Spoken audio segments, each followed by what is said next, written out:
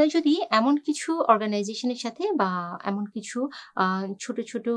কমিউনিটির সাথে কোন রকমের মেম্বারশিপ থেকে থাকে, যা উল্লেখ করলে আপনার মনে হচ্ছে যে আপনার রেজিউমিটা ভারী হবে বা এইটার আ বেশ একটু ওয়েটফুল হবে, ওয়েলদি হবে, তাহলে কিন্তু সেটাও আপনি উল্লেখ করবেন এবং উল্লেখ করতে ভুলবেন না। কখনোই মনে করবেন না যে এগুলা উল্লেখ করা ঠিক না। আপনি যত পরিমাণ সুন্দর করে আপনার সামগ্রিক জীবনকে তুলে ধরবেন, সেটাই কিন্তু আমাদের চাওয়া।